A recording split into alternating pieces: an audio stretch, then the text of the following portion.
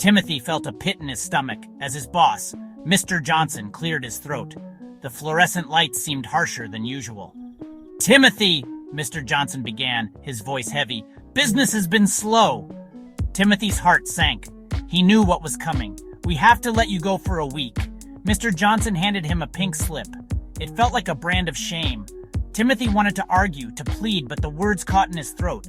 He nodded numbly and walked out of the electrical company, the setting sun casting long shadows on the sidewalk. Back in his apartment, Timothy paced restlessly. A week felt like an eternity. Boredom gnawed at him. He glanced at the TV. Maybe a movie would help? He flipped through channels, but nothing held his interest. Then he saw it. Supernatural, Season 3, starting now. He grabbed the remote, a flicker of excitement stirring within him. Timothy had always been fascinated by the supernatural. Ghosts, demons, monsters. They sent shivers down his spine and kept him glued to the screen. He settled back on the couch, ready for a night of thrills and chills. Hours flew by. Timothy was engrossed in the Winchester brothers' adventures. Dean's humor and Sam's intellect drew him in. The episodes blurred together in a whirlwind of salt circles and demon traps. He took a break to pop some popcorn. A wave of loneliness washed over him. Watching scary shows was more fun with a friend. He called his best friend Dave. "Dude, supernatural marathon at my place. Pizza's on me." Dave arrived within the hour. They devoured the pizza, eyes glued to the screen. The night deepened, the suspense growing. They made it to Season 6, the tension escalating. Timothy felt a thrill course through him. He loved sharing these moments with Dave. They paused the show during an intense scene. "Man, this is crazy." Timothy nodded in agreement. Little did they know a different kind of crazy was about to enter their lives. A sudden buzzing sound pierced through the room. It was the emergency broadcast signal on the radio. The boys exchanged confused glances. They rarely heard this sound except during severe weather warnings.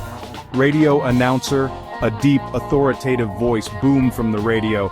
"This is a public safety announcement. At approximately 8 p.m., a dangerous individual escaped from the Cranbrook Mental Asylum." Timothy and Dave leaned closer, a sense of unease settling over them. "Radio announcer." The announcer continued, "The escapee, known as Gooby, is considered armed and extremely dangerous. He is approximately 6 feet tall, with a shaved head and a goatee. He was last seen wearing an orange jumpsuit." A cold shiver ran down Timothy's spine. Cranbrook Mental Asylum was located on the outskirts of town, not too far from their neighborhood. "Radio announcer." The announcer's voice grew more urgent. "Residents are advised to stay indoors and lock all doors and windows. If you see this individual, do not approach. Call 911 immediately." The broadcast ended, leaving a heavy silence in its wake. Timothy and Dave stared at each other, their faces pale. Fear, raw and primal, tightened its grip. They rushed to lock all the doors and windows, double-checking each one to ensure their safety. The earlier excitement from the TV show had vanished, replaced by a chilling dread. "Bro, if that guy comes here, I'm getting my baseball bat," Timothy said, his voice trembling. Dave, trying to sound brave, puffed out his chest. "I'll just use my muscles as a bat." His attempt at humor did little to lighten the mood.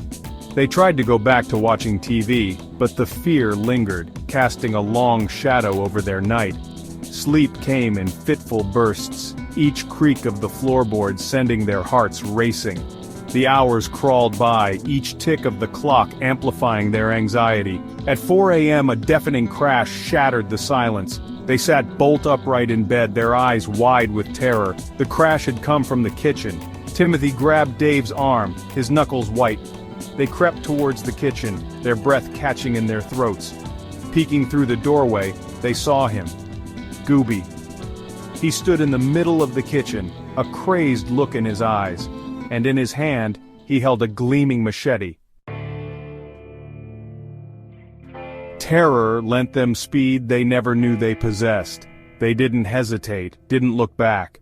They fled their apartment, racing down the street, adrenaline pumping through their veins. Their only thought was to find safety, to escape the nightmare. They spotted their sanctuary a few blocks away, a 24-hour Starbucks. They burst through the doors, gasping for breath. The baristas, startled, rushed to their aid. Oh my gosh, are you guys okay? What happened? Trembling, Timothy and Dave recounted their terrifying encounter. We need to call 911, like, right now. The baristas immediately called 911. Within minutes, police sirens wailed in the distance. The police arrived and quickly apprehended Gooby. As the police led Gooby away, Timothy and Dave felt a wave of relief. They had survived the night of terror. Sipping on hot chocolate, they knew they would never forget their encounter with Gooby.